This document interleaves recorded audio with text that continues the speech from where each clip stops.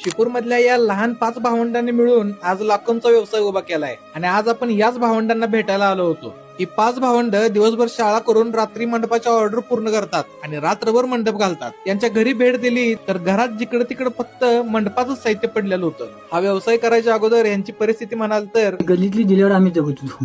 गल्लीतली आणि पीठ भात हे दिल्यावर. जरा सगळ्यांची ओळख करून द्या की. हिचं नाव अमेरिका, ही दुसरीला आहे. हिचं नाव निसर्गा, ही 5वीला आहे. हिचं नाव प्यासिका, ही 11वीला आहे. याचं नाव डी, हा 8वीला आहे.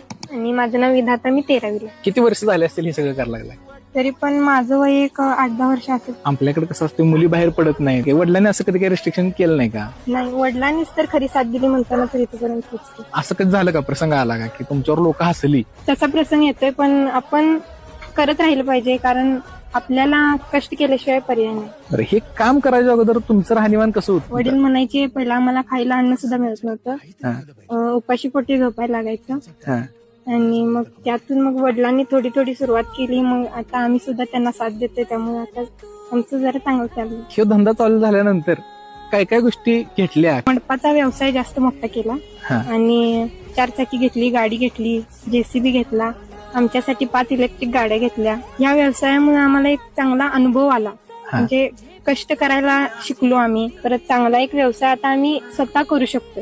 तर भविष्यात असं काय बघितलंय का की मला इथपर्यंत पोहोचायचं स्वप्न आहे का असं काय तुमचं? तसं काही स्वप्न बघितलं नव्हतं, पण आता असं वाटतंय की या मंडपाच्या जोरावर आम्ही मोठं होऊ शकतो, उद्योजक होऊ शकतो. प्रत्येकाला असं वाटतंय की बाबांनो मला घरच्यांनी सपोर्ट करावा, मला पैसे द्यावेत, किंवा बऱ्याच वेळा असं म्हणलं जाते की धंदा करण्यायोग्य मार्केट नाही. बरीच लोक असे आहेत की एकट्याच्या जोरावर धंदा होऊ शकत नाहीत असं म्हणतात. तर मग तुम्ही काय सांगशील? त्यांनी फक्त प्रयत्न करत राहिले पाहिजे, कारण प्रयत्न केल्याशिवाय यश मिळत नाही, कष्ट केल्याशिवाय यश मिळत नाही. आणि जे कारण देतात, जे लोक कारण देतात, मला हे जमतच नाही, मला हे करतच नाही, ते कधी प्रयत्न करायचा प्रयत्नच करत नाही. आणि प्रयत्न केल्याशिवाय अनुभव येत नाही, आणि अनुभव आल्याशिवाय यश मिळत नाही. कधी असं झालंय का की कोणतर फसवले, पैसे दिले नाहीत? ठरलंय बाबा नाही, हा इतकं पैसे देतात, कमी दिला, असं झालं.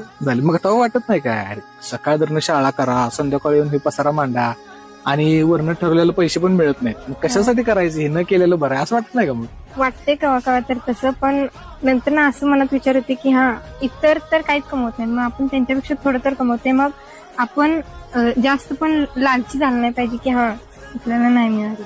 तर म्हणजे बघा, व्यवसाय करायचा आहे पण अडचणी भरपूर आहेत. तर त्या अडचणीत जगात नाहीत, तर त्या अडचणी फक्त आपल्या येत आहेत.